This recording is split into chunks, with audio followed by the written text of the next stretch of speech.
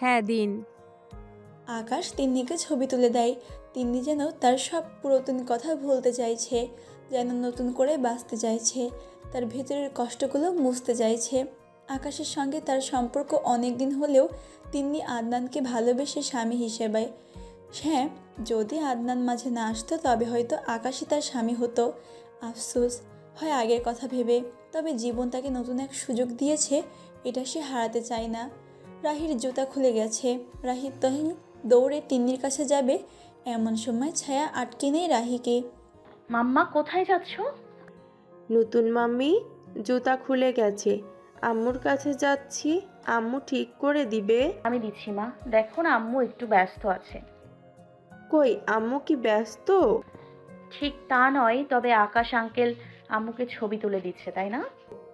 ও হ্যাঁ, তাহলে তুমিই ঠিক করে দাও। ছায়া রাহির জুতা ঠিক করে দেয়। রাহি আবার খেলা শুরু করে।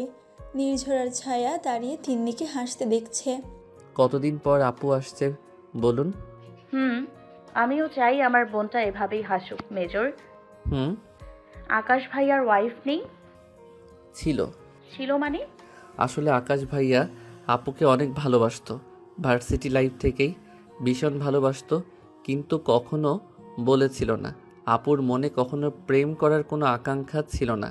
তাই মা যখন আদনানের সঙ্গে বিয়ে ঠিক করে আপু রাজি হয়ে যায়। আকাশ ভাইয়া তখন জানতো না আপুর বিয়ে ঠিক হয়েছে। আমিও ব্যস্ত ছিলাম, এসব কথা বলা হয়নি। বিয়ে ঠিক হবার পর আদনানের সঙ্গে আপুর 2-1 দিন কথা বলে, এতেই আপু একটু দুর্বল হয়ে পড়ে। তাই আর বিয়েটা হবার কোনো বাধা ছিল না। এদিকে আকাশ ভাইয়াও কেন খোঁজ রাখেনি আপুর, উনি তখন দেশের বাইরে ছিলেন।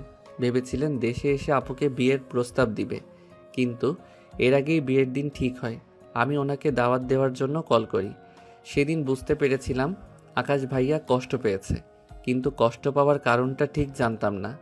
ভাইয়া বিয়েতেও আসেনি, ভেবেছিলাম কাজে আছে, কিন্তু এরপর ভাইয়ার ভীষণ বিষণ্ণতায় ভরা চেহারা হয়ে যায়। ভাইয়া কেমন ডিপ্রেশনে চলে যায়। উনি এর জন্য মেন্টাল কেয়ার নেয়। ওনার মা এসব সহ্য করতে না পেরে জোর করেই ওনাকে বিয়ে দেয়, কিন্তু কপাল সবার সবসময় ভালো হয় না। ওনার স্ত্রী এর আগে একটা রিলেশন ছিল, একজন কর্নেলকে ওই ব্যাককল মহিলা রিজেক্ট করে। ঠিক রিজেক্ট না, বলতে পারো আগের ওই প্রেমিককে ভীষণ ভালোবাসতো। মা বাবা জোর করে বিয়ে দেয়, তাই বিয়ের দিনই ভাইকে বলে সে অন্য কাউকে ভালোবাসে। এরপরেও ভাইয়া চেয়েছিল সংসার করতে, কিন্তু মেয়েটা বেশ কিছুদিন পর ভাইয়াকে ধোঁকা দিয়ে পালিয়ে যায়। সেখান থেকে ভাইয়া একা। এরপর সে জানতে পারে আদনানের ঘটনা, আর তখনই আমাকে সবটা খুলে বলে। আপুর ক্ষত এখনও তাজা, তাই আমি ভাইয়াকে সময় দিতে বলি আপুকে। আর এই জন্যই আমি আপুকে এখানে নিয়ে এসেছি। ভাইয়ার সঙ্গে সময় কাটালে আপু ভালো থাকে, খুশি থাকে। আমি দেখেছি ভাইয়াও আপুকে এখনো পাগলের মতো ভালোবাসে, কিন্তু আপুকে কিছু সোজাসুজি এখন এই মুহূর্তে বলা যাবে না। বুঝলাম। কি বুঝলেন ম্যাডাম? যে কখনো কাউকে ভালোবাসলে এটাকে দ্রুতই বলে দিতে হয়, না হলে পরে গিয়ে অনেক দেরি হয়ে যায়। হ্যাঁ, বিষয়টা কিছুটা সেরকম। আচ্ছা মেজর, তাহলে আপনার কাছে ভালোবাসার সংজ্ঞা কি? আমার কাছে ভালোবাসার সংজ্ঞা হলো তুমি, ছায়া। হয়নি, সংজ্ঞা বলতে বলেছি, এক কথায় উত্তর হলে সেটা আমি, কিন্তু সংজ্ঞা কি? 2 কাপ চা, তোমার আর আমার সুখ দুঃখ, ব্যাস এতটুকুই। ছায়া নির্ঝরের হাত জড়িয়ে বলে। ইস, কত রোম্যান্টিক। নির্ঝর ছায়ার এমন কথা শুনে হাসে। বউটা তার আসলেই বাচ্চা। ওদের ঘোরাঘুরি হলে নৌকা ওদের পাড়ে দিয়ে আসে। পাড়ে এসে আকাশ বলে, চলো আজ ডিনার বাইরে করে যাই। রাজশাহীর কালাই রুটি আর হাঁসের মাংস, এটা বিখ্যাত। কালাই রুটি কি? ছায়ার এমন প্রশ্ন শুনে আকাশ উত্তর দেয়, মাসকালাইয়ের ডাল আর আতপ চাল দিয়ে বানানো হয়, একটু শক্ত কিন্তু বাংলাদেশের ট্র্যাডিশনাল ফুড। ও আচ্ছা, তাহলে ট্রাই করাই যায়, ট্র্যাডিশনাল যেহেতু। ঠিক আছে, তাহলে চলুন, আপনার গাড়িতে উঠুন। আপনি গাড়ি নিয়ে এলেন কখন? যখন আপনি ঘর থেকে বিনা গাড়ি নিয়ে বের হলেন তখন। বাহ, কি সুন্দর উত্তর। নির্জন, ছায়া চল। তিন্নির কথা শুনে ওরা সবাই গাড়িতে ওঠে। আকাশ গাড়িতে গিয়েও রাহির খেয়াল রাখে। নির্ঝর এসব দেখে বেশ শান্তি পায়। তবে হয়তো তার বাবা হারা মেয়েটা এবার বাবা পাবে। যদিও নির্ঝর কখনোই রাহিকে বাবার অভাব বুঝতে দিত না, কিন্তু তারপরেও সবসময় রাহির সঙ্গে সে থাকতেও পারতো না। হয়তো কাজের জন্য, নয়তো অন্য কোনো কারণে তাদের আলাদা থাকতে হতো। একজন বাবার সাথে থাকা, সন্তানকে সেই ভালোবাসা দেওয়া বা সন্তানের প্রাপ্য, এসব আকাশ হয়তো পারবে করতে। নির্ঝর একটু হলেও মানুষ চিনতে শিখেছে। তার অভিজ্ঞতা তাকে বলছে ছেলেটার তার বোনকে ভীষণ ভালোবাসে। দেখতে দেখতে এরা পৌঁছে যায় একটা দোকানের সামনে। সেখানে কালাই রুটি আর হাঁসের মাংস বিক্রি করছে একজন মহিলা। সবাই মিলে সেখান থেকে খাবার খায়, তবে ছাড় বেশি একটা পছন্দ হয়নি। তাই নির্ঝর সবার জন্য হাঁসের মাংস পার্সেল করে দেয়। বাড়িতে গিয়ে গরম ভাত দিয়ে খাওয়া যাবে। তাহলে নির্ঝর, এখন আমি আসি। কেন আকাশ চাচু, তুমি আমাদের সাথে আমাদের বাড়িতে চলো না, অনেক মজা হবে। ও নির্ঝর, বলো না তুমি। আকাশ রাহির এমন আবদার শুনে রাহির বরাবর হাঁটু গেড়ে বসে। আজ আকাশ চাচুর কাজ আছে, তবে আমি কথা দিচ্ছি অবশ্যই কাল তোমার সাথে আমি দেখা করতে আসবো। সত্যি? হ্যাঁ, 3 সত্যি। প্রমিস করো। Rahi, promise. I love you. I love you too little princess. Akash রাহির গালে চুমু খায় এবং রাহিকে আর ছায়াকে অনেক চকলেটও কিনে দেয়। ছায়া অবাক হয়ে জিজ্ঞেস করে, ভাইয়া রাহি তো বাচ্চা, আমাকে কেন দিচ্ছেন? দেখো শ্রেয়া, আমার মনে হয় না রাহি চৌধুরী বাড়িতে একা বাচ্চা, তুমিও একটা বাচ্চা। হ্যাঁ, এটা ঠিক বলেছেন আকাশ। আপনি জানেন রাহি আর ছায়া দুজন টিভিতে কার্টুন দেখে। তাহলে বোঝো কি বাচ্চা কাচ্চা নিয়ে আমি সংসার করি। নির্ঝরের তেলে ফোড়ন দেওয়ার কথা শুনে ছায়া আর চোখে তাকায়। থাক থাক নির্ঝর, আমার বোনটা না হয় একটু বাচ্চা, তুমি এভাবে বলো না। আমি তাহলে আসি ছায়া। রাহি, টাটা। টাটা, আল্লাহ হাফেজ। আল্লাহ হাফেজ। আকাশ চলে যায়। নির্ঝরও ওদের নিয়ে কোয়ার্টারে ফিরে আসে। কোয়ার্টারে এসে ছায়া জামা বদলে ফ্রেশ হয়ে নিচে এসে দেখে নির্ঝর অলরেডি ভাত বসিয়ে দিয়েছে রাইস কুকারে। ছায়ার মন ভালো লাগার জোয়ার বয়ে যায়। তার স্বামী কত খেয়াল রাখে তার। ছায়ার কষ্ট হয়ে যাবে বলে নিজেই খাবার জড়িয়ে দিয়েছে। ছায়া বাহির থেকে আনা মাংসটা গরম করে, তারপর ভাত গুছিয়ে সবাইকে ডাকে। সবাই ডিনার করে নেয় একসাথে। এরপর যে যার রুমে চলে আসে। রুমে আসতেই নির্ঝরের একটা ফোন আসে। ছায়ার একটু গরম গরম ঠেকছে, তাই সে একটা গেঞ্জি নিয়ে ওয়াশরুমে চলে যায়। ওয়াশরুমে গিয়ে ফ্রেশ হয়ে দেখে প্লাজো আনা হয়নি। ছায়া নির্ঝরকে ডাকবে, কিন্তু সে তো কথা বলছিল যদি কোনো কাজ হয়। তাই উপায় না পেয়ে ওয়াশরুমের দরজা ঠেলে নিজেই রুমের দিকে উকি দেয়। দেখতে পায় নির্ঝর নেই। গেঞ্জিটা বড় হয় ছায়ার হাঁটুর উপর পর্যন্ত পড়ে। ছায়া গুটি গুটি পায়ে বেরিয়ে আসে ওয়াশরুম থেকে। এরপর কাবার থেকে প্লাজো বের করে যখনই পিছনে ফিরবে, তখনই কোনো শক্ত বলিষ্ঠ বুকে ধাক্কা খায়। ছায়া সামনে তাকিয়ে নির্ঝরকে দেখে তার হৃদস্পন্দন গতি বেড়ে যায়। নির্ঝরের বেহায়া চোখ তার স্ত্রীকে এভাবে নিচ থেকে উপর পর্যন্ত ঘুরতে ব্যস্ত। ছায়া বেরিয়ে আসতে গেলে নির্ঝর ছায়াকে দুহাতে কাবাডের সঙ্গে আটকে ধরে। ছায়া এবার চুপ হয়ে যায়। নির্ঝর ছায়ার কানের কাছে মুখ নিয়ে বলে, এভাবে তো প্রতিদিন সারপ্রাইজ দিতেই পারো জান, এতে কোনো ক্ষতি নেই। ছায়া লজ্জায় লাল হয়ে গেছে। দেখুন, আমি প্লাজোটা ভুলে গিয়েছিলাম। আর আপনি তো ব্যালকনিতে ছিলেন, এত দ্রুত কিভাবে এলেন? ভাগ্যিস দ্রুত এসেছি, না হলে এত সুন্দর দৃশ্য দেখা হতো না যে। নির্ঝরের হাত ছায়ার উন্মুক্ত পায়ের নিচে হতে উপরে উঠে আসে। নির্ঝরের স্পর্শ পেয়ে ছায়ার নিঃশ্বাস ঘন হয়ে আসে। নির্ঝরের হাত ছায়ার অনাকাঙ্ক্ষিত স্থানে পড়তে ছায়া নির্ঝরের শার্ট খামচে ধরে। নির্ঝর ঠোঁট কামড়ে হাসে। তার মাথায় একটা দুষ্টু বুদ্ধি, কাউকে তার জ্বালাতে মন চায়, তাই সে ইচ্ছে করে ছায়ার এখানে ওখানে গভীরভাবে স্পর্শ করা শুরু করে। ছায়ার পা দুটো জমে আসছে। মাটিতে দাঁড়িয়ে থাকার মতো অবস্থা তার নেই। নির্ঝর ছায়াকে এমন করুণ অবস্থায় দেখে বেশি মজা পাচ্ছে। ছায়া নির্ঝরের শার্ট খামচে ধরেই বলে, কি করছেন? ছাড়ুন। হুম, ছাড়াছাড়ি নেই। কথাটা বলে নির্ঝর একটানেই ছায়ার পরনের গেঞ্জিটা খুলে ফেলে। ছায়া লজ্জায় নির্ঝরের বুকে নিজেকে লুকানোর ব্যর্থ চেষ্টা করে। জান, তুমি আমার থেকেই লুকাবে, তাও আমার বুকে। ছায়া লজ্জায় কিছু বলতে পারছে না। নির্ঝর ছায়াকে পাজা কোলে তুলে বিছানায় নিয়ে আসে। ছায়ার ঠোঁট জোড়া দখল করতে ছায়া নিজের দুটো হাত নির্ঝরের ঘাড়ে পেঁচিয়ে নেয়। নির্ঝরের হাত ছায়ার পুরো শরীরে বিচরণ করতে ব্যস্ত, আর ছায়া ব্যস্ত স্বামীর স্পর্শে নিজেকে মিশিয়ে নিতে। রাতের গভীরতা বেড়েছে, শীতও পড়েছে। ছায়া বাচ্চাদের মতো নির্ঝরের বুকের সাথে লেপ্টে ঘুমিয়ে আছে। কিছুক্ষণ আগেই নির্ঝর ছায়াকে ছেড়েছে। ছায়া সঙ্গে সঙ্গে ঘুমিয়ে গেলেও নির্ঝরের চোখে কেন জানি না ঘুম নেই। ছায়ার শরীরে কোনো কাপড় নেই, তবে নির্ঝর প্রতিবার ওকে পরিয়ে দিলেও এবার পরায়নি, যার কারণে ছায়ার শরীরে কাপড় নেই। ছায়া ঘুমের মাঝে একটু নড়ে চড়ে ওঠে, যার ফলে ওর বুকের বাঁ দিকটা আলগা হয়ে যায়। নির্ঝর তা দেখে নিজেকে আর কন্ট্রোল করতে পারে না। ঘুমন্ত ছায়ার আবেশে আবার ডুব দেয়। নিজের ভেতর কিছু পরিবর্তন লক্ষ্য করে ছায়া নড়ে চড়ে চোখ খুলে নিজের উপর নির্ঝরকে দেখে বলে, প্লিজ ঘুমাবো।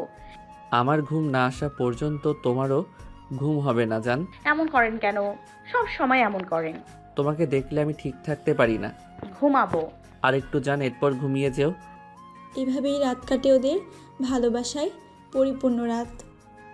পরদিন সকালে উঠে নির্ঝর সব কাজ করে নেয়, ব্রেকফাস্ট বানিয়ে সবটা গুছিয়ে নেয়। ছায়া ঘুম তখনও, তবে ছায়ার একা একা কাজ করবে এটা চিন্তা করে তিন্নি ঘুম থেকে উঠে নিচে এসেছে। তিন্নি চুলে ক্লিপ দিতে দিতে রান্নাঘরে এসে দেখে তার ভাই রান্না করছে। তিন্নি দেখে, এই দৃশ্য দেখে তিন্নি অবাক। মৃদু হেসে তিন্নি বলে, কি করে? ছায়া কোথায়? আপু কখন উঠলি? এই তো কেবল ভাবলাম ছায়া একা কেন কাজ করবে, ওকে একটু সাহায্য করি, কিন্তু এখানে দেখছি আমার প্রয়োজনই নেই। আসলে রাতে একটু লেট হয়ে গেছিল ওর ঘুমাতে, তাই ভাবলাম। ওর নাকি শুধু ওর যদি ঘুমাতে লেট হয় তোরও হয়েছে? আপু, আমি তোর ছোট ভাই। তো কি হয়েছে? কথাটা বলে তিন্নি একটু শব্দ করে হেসে দেয়। থাম আপু। যা ভাই, দেরি হয়ে গেছে, তুই রেডি হয়ে নে, বাকিটা আমি করে ফেলছি। হয়ে গেছে আপু। যা ভাই, হয়ে গেছে, আমিও দেখছি, যা তুই। তিন্নির জোড়াজড়িতে নির্ঝর উপরে চলে যায়। তিন্নি এদিকে সব কাজ সামলে নেয়। বেশি কাজ ছিল না, সবই নির্ঝর করে ফেলেছে। তিন্নির ভালো লাগে। পুরুষকে তো এমনই হতে হয়। পুরুষ এমন না হলে মানায় না যে, বড্ড বেমানান লাগে। নিজের কপালে যা ছিল, অন্তত তার ভাইরা কেউ তেমন না, এটাই শান্তি। নির্ঝর রুমে এসে দেখে ছায়া বাচ্চাদের মতো ঘুমিয়ে আছে। নির্ঝর গিয়ে ছায়ার কানের কাছে ফিস ফিস করে ডাকে, জান ওঠো জান, সকাল হয়েছে। কটা বাজে? 9টা। ছায়া লাফিয়ে ওঠে। আল্লাহ, 9টা বাজে? আপনি তো 9টা 30-এ বের হয়ে যাবেন। আল্লাহ, রান্না করা হয়নি। তন্নি আপুর রাহি কি খাবে? ছায়া তাড়াতাড়ি উঠতে গিয়ে কোমরে ব্যথা অনুভব করে। উফ, আপনি একটা রাক্ষস। নির্ঝর হেসে ছায়ার ঘাড়ে মুখ গোজে। ছাড়ুন, আবার কাজ আছে তো, খাবেন না? সব ব্যবস্থা হয়ে গেছে জান, এত তাড়াহুড়ো করো না। আমি সব রান্না করে রেখেছি, দুপুরেরটাও। এখন শুধু রেস্ট করবা। কাজের মহিলা আসলে ওনাকে দিয়ে সব কাজ করিয়ে রেখো। কখন উঠেছেন? অনেকক্ষণ আগে। আমাকে ডাকতে পারতেন। না, এখন পারতে হবে না, যাও ফ্রেশ হয়ে আসো। ছায়া নির্ঝরের মুখের দিকে তাকায়। কি কপাল নিয়ে এমন একজন মেজর স্বামী পেয়েছে। এত কেয়ার করে, এত খেয়াল রাখে, এত সুন্দর কেন সে? ছায়া হেসে নির্ঝরের গালে চুমু খায়। নির্ঝর একটু অবাক হয়ে যায়। এইসব কাজ তো সে করে, ছায়া নয়। কি ব্যাপার, ম্যাডামের মনে কি প্রেম প্রেম হাওয়া বইছে? এত সুন্দর একটা বর, তাকে একটু চুমু দিলে ক্ষতি কি বলেন? নির্ঝর হাসে। হ্যাঁ তাই তো, তাহলে আমিও একটু। ছায়া নির্ঝরের কথা শেষ হওয়ার আগেই কখন তার হাতের নিচ দিয়ে ওয়াশরুমে চলে যায়। ঘটনা এত দ্রুত ঘটে, নির্ঝর কিছুই বুঝে উঠতে পারে না। তবে বুঝতে বুঝতে ছায়া ফুরুত। এটা কি হলো? ছায়া শব্দ করে হেসে দেয়। কিছুই না, নিচে যান, আসছি। এটা ঠিক না, রাতে সব দেখে নিব। হ্যাঁ, আমিও। ছায়া গিয়ে ফ্রেশ হয়ে নেয়, তারপর তড়িঘড়ি করে নিচে আসে। তিন্নি খাবার রাখছে টেবিলে, ছায়াও হাত দেয় কাজে। সবাই মিলে খেয়ে নেয়। খাওয়া শেষে রাহি ঘুম থেকে ওঠে, তবে নির্ঝর বেরিয়ে যাবে তাই ছায়া নির্ঝরকে এগিয়ে দেয়। এরপর ছায়া ঘরে আসে। আপু, কর্নফ্লেক্স আছে, রাহি খাবে। উইথ মিল্ক নতুন মাম্মি। ওকে বেবি, উইথ মিল্কই দেওয়া হবে। আপনার ভাই কাল রাহির জন্য সব খাবার নিয়ে এসেছে। নির্ঝরটাও না লাই দিয়ে দিয়ে মাথায় তুলেছে। আমার যা খাবো তাই খাবে। ইস, আমাদের একমাত্র মেয়েটা, বকো কেন? না বকি না। তাই বলো নতুন মাম্মি, আমি তো শুধু একটু খাই, আনহেলদি খাবার খেতে দেয় না। রাহিন এমন মিষ্টি মিষ্টি কথা শুনে ওরা দুজনেই হাসে। দুপুরের খাবার যেহেতু নির্ঝর রান্না করে গেছে, তাই ছায়ার আর কোনো কাজ নেই। সে তার রুমে গিয়ে নিজের মতো করে ঘর গুছিয়ে পড়তে বসে। রাহি টিভি দেখছে, তিনি তার পাশেই কাজ করছে। তাই ছায়ার যেহেতু পরীক্ষা, তাই একটু পড়ালেখা করছে। ছায়ার পড়ার মাঝেই নির্ঝরের ফোন আসে। ছায়া ফোন তোলে। হ্যালো। কি করছো জান? পড়ছিলাম। ও, কিন্তু এখন যে একটু কষ্ট করতে হবে। কি হয়েছে? আকাশ ভাইয়া আসবে দুপুরে। ভাইয়া আপুকে ভীষণ ভালোবেসে ফেলেছে। আমি আমার বউকে যতটুকু ভালোবাসি তার থেকে বেশি নয়। হ্যাঁ হ্যাঁ, বুঝেছি বুঝেছি। হ্যাঁ, আমিও বুঝেছি। তা কি করতে হবে বলেন? বেশি কিছু না জান, তোমার ফ্রিজে দেশি যে মাংস আছে তাই একটু রান্না করে ফেলো। আর মাছ শাক আমি রান্না করেছিলাম, ওগুলো গরম করে দাও। ঠিক আছে, সমস্যা নেই। একটু কষ্ট দিয়ে দিলাম। ভাইয়া অবশ্য বলেছিল যা আছে তাই খাবে, তোমাকে যেন কষ্ট না দিই। আরে কোনো সমস্যা নেই, এত চিন্তা করিয়েন না, আমি যাচ্ছি নিচে। ঠিক আছে। ছায়া কল কেটে দেয়। তবে নিচে যাওয়ার আগে রাবেয়া বেগমের কল আসে। ছায়া নির্ঝরের সব ব্যবহার সম্পর্কে তার মাকে বলে। তার মা ভীষণ খুশি হন। মারে, স্বামীর দিকে সবসময় খেয়াল রাখবি। ঠিক আছে মা। আর আমার নির্ঝর ছেলের মতো সবসময় তোর আমাদের কত খেয়াল রাখে, ওর জন্য সাজবি, এতে সম্পর্ক ভালো হয়। ঠিক আছে মা। রাবেয়া বেগম কল কেটে দেয়। ছায়া উঠে নিচে চলে আসে। নিচে আসতেই তিনি জিজ্ঞেস করে, কি হয়েছে ছায়া, তুমি না পড়তে গেলে? আরে আপু, আকাশ ভাইয়া আসবে তো একটু রান্না করতে হবে না? ও চলো আমি হেল্প করি। আমি একা পারবো, সমস্যা নাই। আরে না, চলো যাই। রাহিমা বসে টিভি দেখো, ঠিক আছে? ঠিক আছে আম্মু। তিনি রাহিকে কপালে চুমু দিয়ে চলে আসে। দুজনে রান্নাঘরে দুজনে মিলে আয়োজন করে। দুপুরে আকাশ আসে রাহি আর ছায়ার জন্য আইসক্রিম, চকলেট, এরপর ছায়ার পছন্দের মিষ্টি, এসব নিয়ে।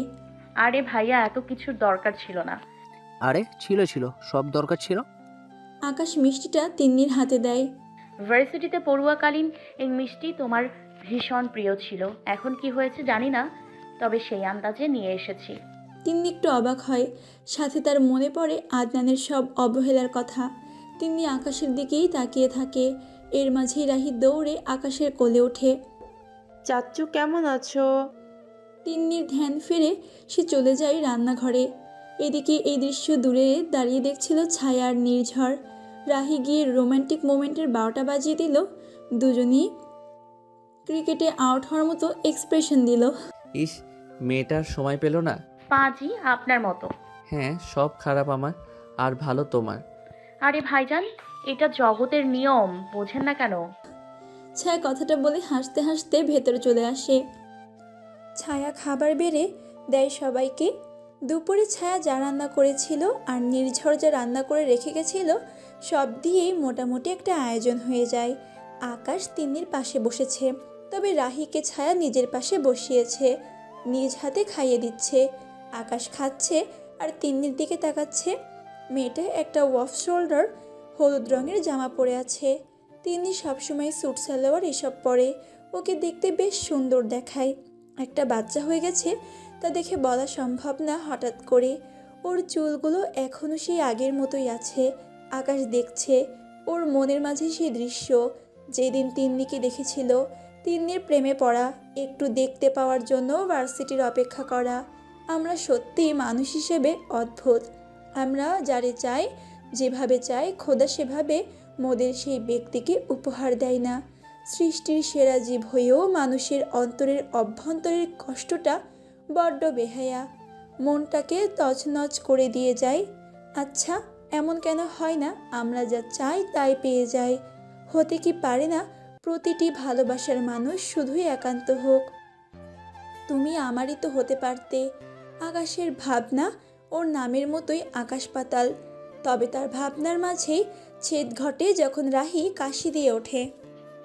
কি হয়েছে বাবা, সমস্যা হচ্ছে? না, নতুন মাম্মি পানি খাবো। এ নাও পানি। ছায়া রাহিকে পানি খাইয়ে দেয়। রাহি লক্ষ্মী মেয়ে কখনো বিরক্ত করে না। সে খাবার শেষ করে এরপর ছায়াও তার খাবার শেষ করে। সবার খাওয়া শেষ হলে ছায়া আর তিন্নি মিলে টেবিল পরিষ্কার করে ফেলে। নির্ঝর আর আকাশ খাওয়া দাওয়া করে ড্রয়িং রুমে সোফায় বসে। তিন্নি রাহিকে ঘুম পাড়িয়ে নিচে আসে। ছায়াও কাজ শেষ করে আসে। চারজনে বসে গল্প করে। আচ্ছা ভাই, তোদের কাজ নেই? তিন্নির এমন প্রশ্ন শুনে নির্ঝর একটু নড়ে চড়ে বসে। কেন আপু, আমাদের তাড়িয়ে দিচ্ছিস মনে হচ্ছে? এইরকমটা না, আসলে তো এত প্রেশার, এত কাজ, এত অজুহাত দেখাস তুই, এই জন্যই একটু অবাক হচ্ছি। আকাশ তখন তিন্নির কথার উত্তর দেয়। অনেক কাজ এখনো পেন্ডিং আসে, তবে আগের কাজটা সেরে নেওয়া ভালো তাই। আগের কাজ মানে? ও মা, তুমি দেখি কিছুই বোঝো না, সেই বোকাশোকা তিন্নিই রয়ে গিয়েছো। তিন্নি অবাক হয়ে তাকিয়ে আছে। আপনি সবসময় এইরকম কেন বলেন?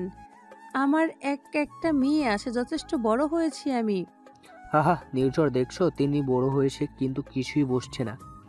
থামুন, আপনাদের কথার আগা মাথা কিছুই বুঝলাম না আমি। তুমি থামো ছায়া, আপুর তো মেয়ে আছে, তোমার তো নেই, তাই তুমি কিছুই বুঝবে না। আল্লাহ, মেয়ে হওয়ার সাথে বোঝা আর না বোঝার কি সম্পর্ক? শোনো সায়া, তিন্নি আপু এইমাত্র কি বললো? কি বললো ভাইয়া? বললো যে আমার একটা মেয়ে হয়েছে, আমি যথেষ্ট বড় হয়েছি। হ্যাঁ, তাই তো বললো। তাই এখন তোমার তিন্নি আপুর ভাষ্যমতে তার একটা মেয়ে হয়েছে, তাই বলে সে জানে, সব বুঝে? এখন সে তাও কিন্তু কিছুই বুঝে না। তুমি তো এখনো বাচ্চা, তোমারও তো মেয়ের হয়নি, তাহলে তুমি কি বুঝবা? আমার মাথা ঘোরাচ্ছে। ছায়ার কথা শুনে নির্ঝর ঢং করে বলে। জান, মাথা ঘুরিও না, তোমার কিছু হয়ে গেলে আমার কি হবে? ওমা, আপনি এমন ওভার অ্যাক্টিং করছেন কেন? এই ভাই, আমার বউ অসুস্থ, আমি ওকে নিয়ে উপরে যাই। ওমা, আমি তো অসুস্থ না। আকাশ ভাইয়া, কন্টিনিউ। ওমা, কি কন্টিনিউ? আল্লাহ, আমার তো কিছু হয়নি। তবে ছায়ার কোনো কথা না শুনে নির্ঝর ওকে পাজা কোলে তুলে উপরে নিয়ে আসে। দৃশ্য দেখে তিন্নি হা হয়ে অবাক হয়ে তাকিয়ে আছে, আর আকাশ হাসছে। আপনি হাসছেন কেন? আমার মন চাইছে হাসতে, এ বাড়িতে হাসা মানা আছে নাকি? ওমা, তা হবে কেন? তাহলে বিষয়টা খুলে বলুন ম্যাডাম তিন্নি। আপনারা কি অদ্ভুত রকম ব্যবহার করছেন। মোটেও না। আকাশ তিন্নির সামনে এগিয়ে আসে। একটু হাসো, তোমায় হাসলে অনেক সুন্দর লাগে।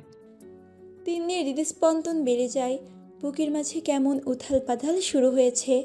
আকাশের এত কাছে আসাটা তার কেমন লাগছে, কিন্তু সেই বিষয়টা উপভোগ করছে। আকাশ তিন্নির আর একটু কাছে গিয়ে বলে। তুমি খুব মিষ্টি তিন্নি। কেন বলুন তো? অনেক দিন জমানো কথা একটা তিন্নি, কিন্তু আমি কখনো মুখ ফুটে বলিনি। আফসোস, তখন যদি বলতাম তাহলে হয়তো তোমাকে হারাবার কষ্টটা পেতাম না। আজ আমরা দুইজন হয়তো একই পথের পথিক হয়ে যেতাম। আমি সত্যি অনেক কিছু বলতে চেয়েছি কিন্তু পারিনি। জানো, কাউকে ভালোবাসলে বলে দিতে হয়, নাহলে বড্ড দেরি হয়ে যায়। তিন্নির চোখে কষ্ট, একই কষ্ট আকাশের চোখে। তবে দুজনের চোখ দুজনের দিকেই স্থির। অনেক দিনের পুরনো কথা দুজনের চোখ বলা বলে করছে। অনেক না জানি ব্যথা দুই চোখ শেয়ার করছে। ও, এই ব্যাপার, আগে বলবেন না? আগে বললে কি হতো? আগে বললে এমনি চলে আসতাম। নির্ঝর ছায়ার চুল সরিয়ে সেখানে চুমু খেতে ব্যস্ত। ছায়ার শরীর হঠাৎই কেঁপে ওঠে। কি করছেন? ছাড়ুন। জান, তোমার ঘ্রাণ, আমি পাগল হয়ে যাই। পাগল হয়ে না এখন। কেন? এই যে তিন্নি আপুর বিয়ে দেবেন না, তাই। নির্ঝর এক ভ্রু উঁচু করে ছায়ার দিকে তাকিয়ে আছে। ছায়া শব্দ করে হেসে দেয়। ছায়ার ওই শব্দ করা হাসি দেখে নির্ঝর এক ধ্যানে তাকিয়ে আছে বইয়ের দিকে। ওমা, মানুষ হাসলেও এত সুন্দর লাগে? এটা কি সত্যি এত সুন্দর মায়াবী পরী, নাকি তার কল্পনা? ছায়া হাসি থামিয়ে নির্ঝরের চাহনির দিকে লক্ষ্য করে। কি দেখছেন? আপনাকে ম্যাডাম। তাই? হ্যাঁ। এর মাঝেই ছায়ার ফোন বেজে ওঠে। ছায়া দেখে তার শাশুড়ি কল করেছে। মা ফোন করেছে। ছায়া ফোন তুলে ফোন লাউড দেয়। মা কেমন আছেন? আলহামদুলিল্লাহ মা, তুমি কেমন আছো? আছি আলহামদুলিল্লাহ। কি করছেন মা? আমি বসে আছি, তুমি কি করছো মা? আপনার ছেলে আর আকাশ ভাইয়া খেতে এসেছিল, ওদের খেতে দিলাম। খাওয়া শেষ করে রুমে এসে বসলাম। ও, আকাশ গিয়েছিল? হ্যাঁ। ছেলেটা ভালো তাই না? হ্যাঁ বলছিলাম মা, তিন্নি আপুর সঙ্গে বেশ। মানালে কি আর হবে বলতো মা? সে একজন কর্নেলের ছেলে। তিন্নির পাস জেনে রাজি তো হবে না। ও মা, ও মা হবে রাজি। কি বলছিস মা এগুলো? সত্যি বলছি, রাজি হয়ে বসে আছে। আপনি শুধু প্রস্তুত হন, হ্যাঁ আমার আপুর বিয়ে দেব। মিসেস চৌধুরী হাসেন। পাগল মেয়ে একটা। পাগল না মা, দেখেন হবে। আমার কথা মিলিয়ে নিয়েন। ঠিক আছে। বিকেলের সময় আকাশ প্ল্যান করেছে ওদের নিয়ে ঘুরতে যাবে, তাই ওদের রেডি হতে পাঠিয়ে দুজন নিচে বসে গল্প করছে। সত্যি ভাইয়া, সময় কত দ্রুত চলে যায় তাই না? হ্যাঁ, কত কিছুই ঘটে গেল। তবে তোমার বোন কিন্তু একেবারে বদলায়নি। হ্যাঁ তিন্নি আপু, এখনও একটা খোলা বই যে কেউ পড়তে পারে। আমার বোনটার জীবনের সুখই আমার শেষ চাওয়া। আকাশ নির্ঝরের ঘাড়ে হাত রেখে বলে, হবে নির্ঝর, সব হবে, আমার ওপর ভরসা রাখো। আদনানের কথা মাথায় আসলেই আমার মাথায় রক্ত উঠে যায়। ওর সাথে আমরা যা করেছি আর জীবনেও ফিরে আসা সম্ভব নয় সেখান থেকে, তাই না? হ্যাঁ, সেটা অবশ্য ঠিক বলেছেন। দুজনের কথার মাঝে ছায়া আর তিন্নি উপর থেকে নামে। নির্ঝর সিঁড়ির দিকে তাকিয়ে স্তব্ধ হয়ে যায়।